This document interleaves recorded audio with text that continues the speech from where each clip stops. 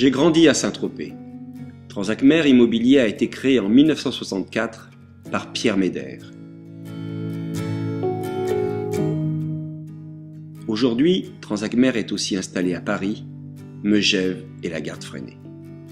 Nos premiers clients, parmi les plus connus, ont été Helmut Newton, Brigitte Bardot, Romy Schneider, ou bien encore le producteur de cinéma américain Sam Spiegel.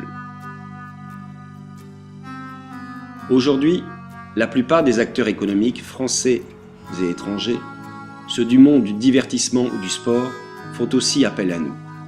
Il y a certainement une raison, peut-être même plusieurs. J'ai connu le village de Saint-Tropez comme étant le lieu de vacances idéal pour le monde entier.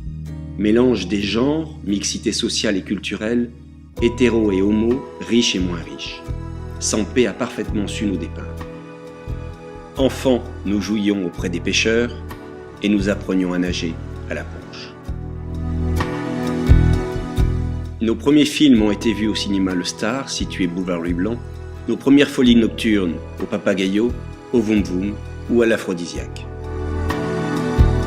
Un coin, Marc Serron, Claude François et bien d'autres encore animaient le port de Saint-Tropez. Les Pink Floyd donnaient un concert dans les carrières du Moulin Blanc et Mick Jagger se mariait avec Bianca à la Chapelle-Sainte-Anne. Les boutiques tropéziennes, la mode ou bien encore le cinéma ont été les révélateurs de notre style de vie. Le monde a tenté de dupliquer notre frivolité, nos créations, notre liberté. Pour ces différentes raisons, Saint-Tropez a attiré à lui le monde entier. Chacun y est venu trouver son paradis, son havre de paix ou de luxure. Tout naturellement, les prix de l'immobilier ont toujours connu une importante progression. Pour quelques milliers de francs en 1963, il était possible de trouver terrain ou villa. En 1991, nous vendions notre première propriété à plus de 24 millions de francs dans les parcs de Saint-Tropez.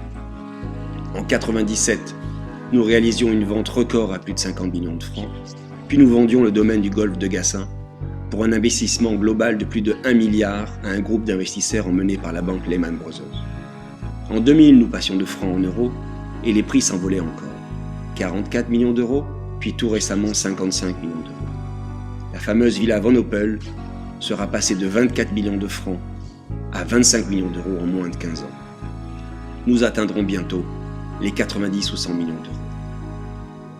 Mais évidemment, cette progression extravagante correspond aussi à une évolution importante de nos clients acheteurs, à une mutation considérable de notre village et de nos habitudes. Les plus grandes marques de luxe ont évidemment su ressentir cette évolution. Elles sont devenues de redoutables candidats à l'achat des plus belles adresses tropéziennes. Nous parlons aujourd'hui de 100 000 € le mètre pour des murs libres, 100 000 € pour un box en sous-sol, 18 000 € le mètre pour un appartement, de 25 à 30 000 € pour ceux qui disposent de vues sur la mer dans le vieux village. Il ne sera pas possible de ralentir ce mouvement.